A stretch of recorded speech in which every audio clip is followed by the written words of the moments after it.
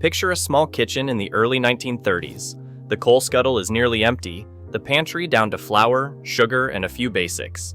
It is Christmas morning, but there is no turkey roasting in the oven, no pile of presents under the tree, no groaning table set for a feast.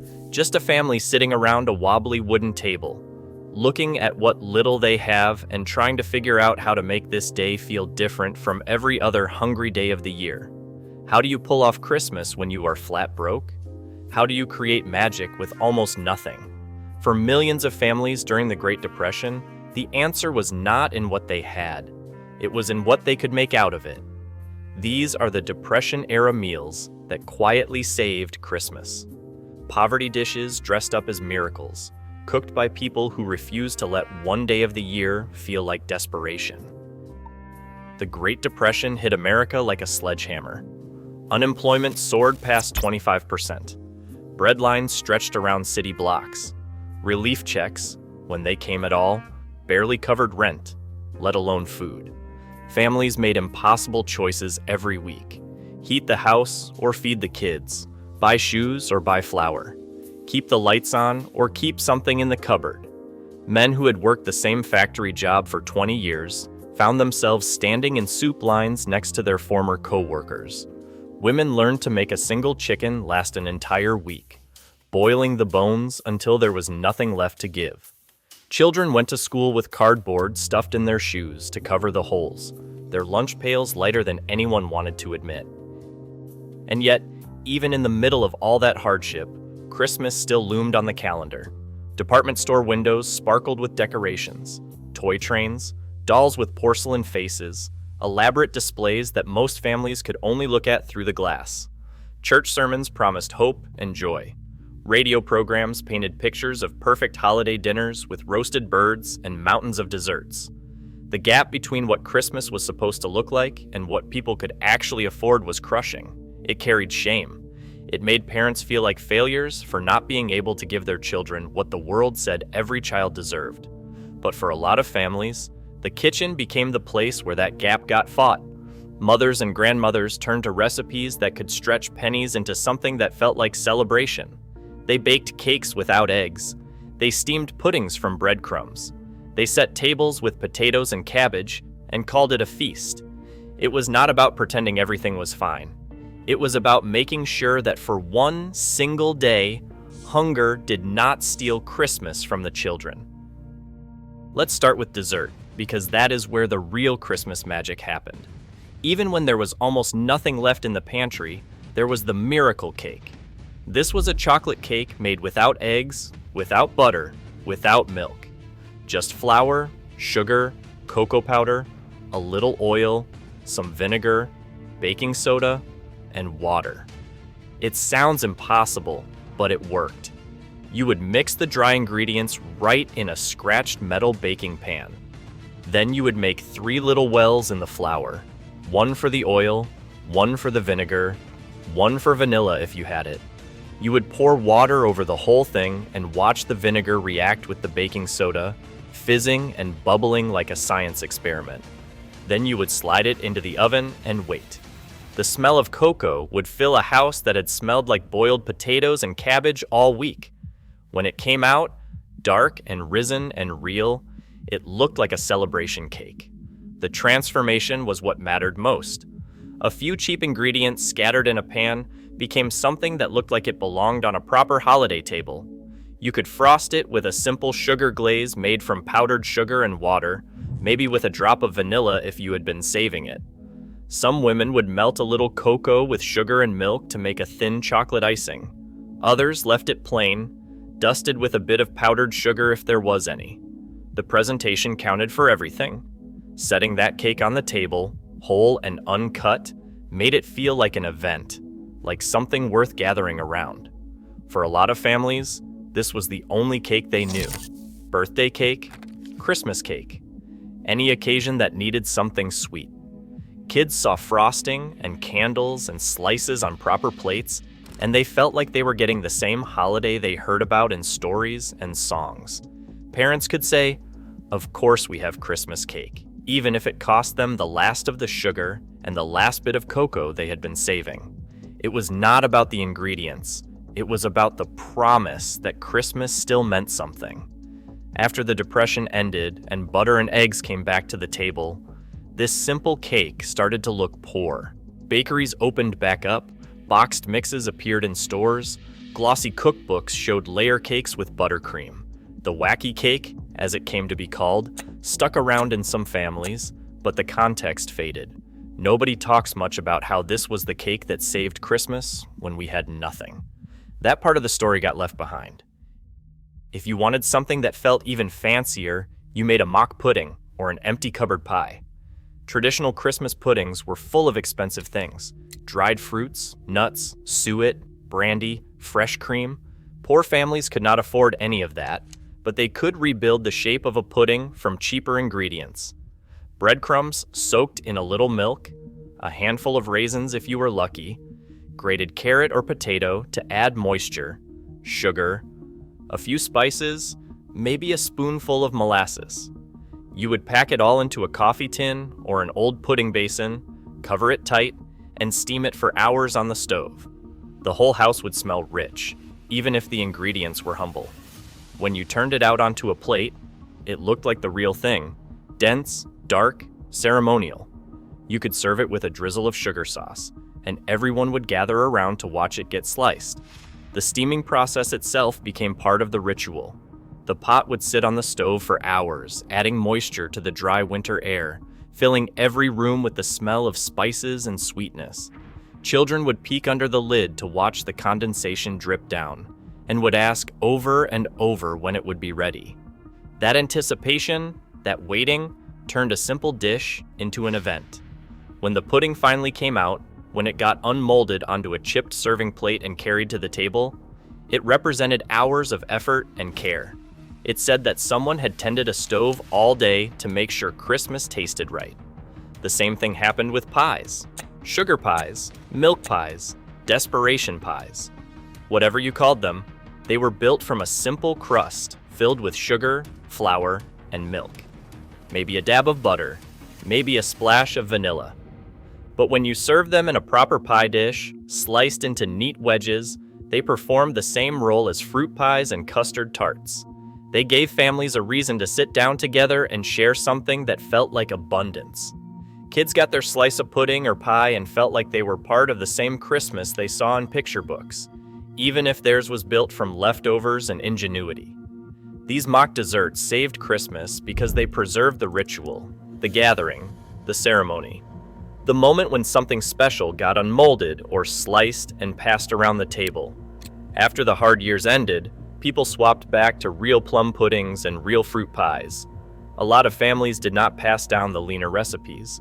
Nobody wanted to remember the Christmas we only had sugar pie, so those dishes quietly disappeared, taking their stories with them. Now, let's talk about the main meal, because for a lot of Depression-era families, Christmas dinner was not a feast. It was a slightly better version of what they ate every other winter day. Potatoes mashed with whatever fat was available. Drippings from the Sunday roast if there had been one. Lard, a spoonful of margarine, a cheap vegetable like cabbage, carrots, or onions, maybe creamed if there was a little milk left over. And meat, if you were lucky. Not a big turkey, not a glazed ham, maybe a skinny chicken, maybe a small roast, maybe a bit of pork. Sometimes no meat at all. Just gravy made from drippings and flour to pour over the potatoes. The preparation of that modest meal carried its own kind of dignity. Potatoes got peeled carefully, every eye cut out, nothing wasted. They would be mashed until they were fluffy, whipped with a fork until your arm ached, because smooth mashed potatoes felt fancier than lumpy ones. The vegetables got cooked just right, not mushy, not raw. If there was meat, it got carved at the table by the father or grandfather, each slice cut deliberately, portioned with an eye toward making sure everyone got some. The gravy got made in the same pan the meat had cooked in, scraping up every brown bit, adding flour and water, and stirring until it thickened into something rich and savory. A single slice of meat on each plate could stand in for the enormous turkeys people saw in advertisements and movies. Parents would quietly go without seconds, or skip the meat entirely, to make sure the kids felt like the day was special. Christmas was not about quantity. It was about the promise that, for one day, you would not go hungry. Even a simple plate of mashed potatoes, boiled cabbage, and a little gravy could feel like victory after a year of scraping by and making do. That modest plate was proof that the family was still intact, still together, still able to sit down and share a meal on the most important day of the year. There were small touches that made the meal feel more special. A tablecloth, even if it was worn and mended, the good dishes, even if half of them were chipped, cloth napkins instead of dish rags, everyone wearing their cleanest clothes, hair combed, faces washed, the table set with care, with thought put into where each person would sit. These details mattered because they transformed an ordinary meal into Christmas dinner.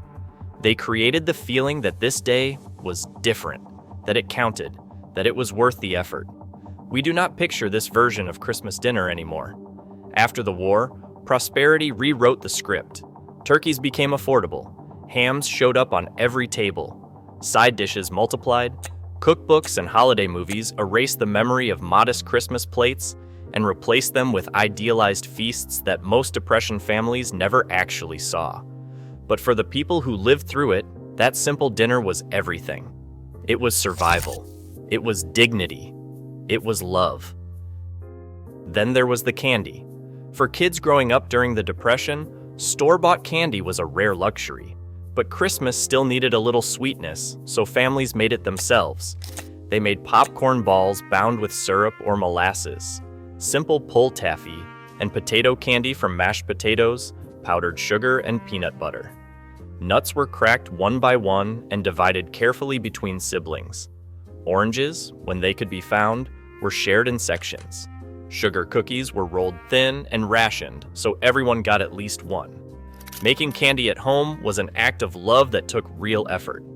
Families boiled sugar syrup to just the right temperature without a thermometer, testing it by dropping bits into cold water to see if they formed the right kind of ball. They pulled taffy until their arms burned, working fast before the mixture hardened. They shaped popcorn balls with hands that got sticky and sometimes burned from the hot syrup. They rolled potato candy on a floured board, spreading the thinnest possible layer of peanut butter so it would stretch.